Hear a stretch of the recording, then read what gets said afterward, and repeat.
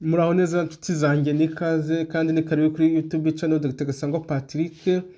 Akanya tugiye kuganira ku kibazo gikomeye abagore batwite benshi bahura nacyo. Birumvikana ingingo umukunzi wacu atubaza ati ese niki gituma umugore utwite ahora agira iseseme? Numva ko ni ikibazo gikomeye cyane gishobora kuba ku bagore batwite, aho twenya gutwita bishaka kubaho cyangwa se n'uwaba uri umukobwa waba uri umumama birashoboka cyane. Rero ndagusobanurira impamvu z'ubumenyi uko biba ku mubiri, icyo bishobora kuba bisobanura ku buzima bwawe n'ubw'umwana ndetse n'uburyo wabigenza ngo bigabanuke. Video irambuye izafasha buri mugore wese cyangwa se irafasha umugore wese utwite cyangwa umuryango kugira ubumenyi bwimbitse kuri kino kibazo cy'iseseme ikunze kwibasira abagore batwite. Icyo gukangurira ni ugukomeza gukora subscribe kuri YouTube channel Dr Gasangwa Patrick kugira ngo hatagira video nimwe gucika uko tuzagenda tuzishyiraho. Birumvikana twandikiye muri comment ku icyo wifuza ko tubaganirizaho kuko video nyinshi dutegura zishingiye ku byo mwatwandikiye.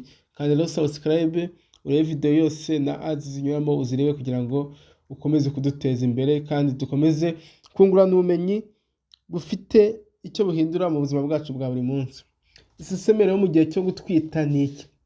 Iseseme ubundi ni ugufata umutima mu buryo bwo kumva ko ushaka kuruka. Muri make umuntu avuga ngo afite iseseme n'uvuga umuntu yumva ko ashaka kuruka. Rimwe na rimwe rero bikajyana no kuruka nyirizina. Hari igihe ugira iseseme ukanaruka, ariko igihe ugira iseseme nturuke. Abagore rero benshi batwite batangira kubyumva cyangwa se kumva bafite iseseme kuva ku byumweru cyangwa se ndifite ibyumweru 4 hagati ya 4 na 6 bikagera ku rwego rurenze hagati y'ukwezi kwa mbere n'ukwa kabiri.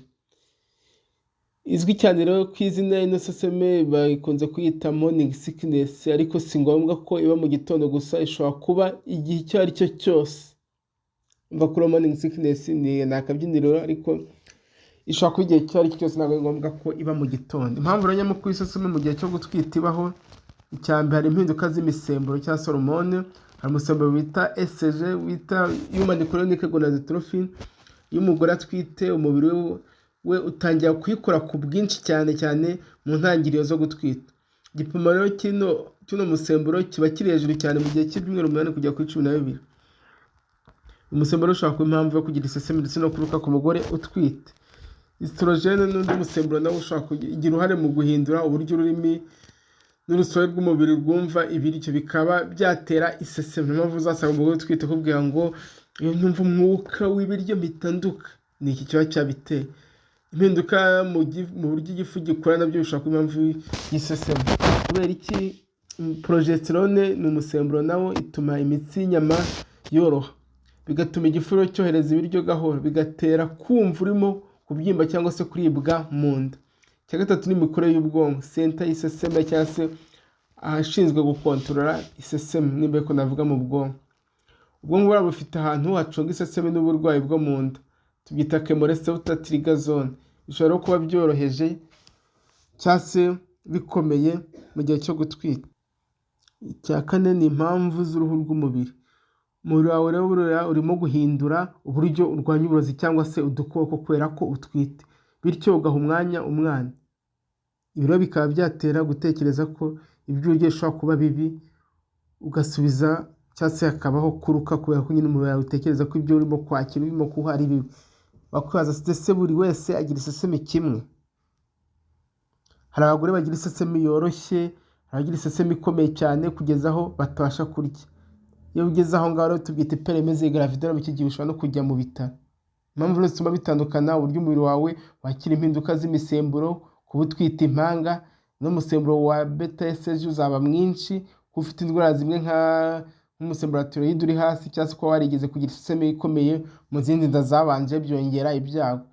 Dore ibyago n'ingaruka iseseme ikabije ishobora kugira ku mugore utwite. Hari ukunanuka cyane, ugasanga umuntu yaratwise aranuka cyane, kugira gutakaza amazi mu mubiri, kubura intungamubiri zikenewe, kuba bishobora guhungabanya umwana niba bigumye ku gihe kirekire.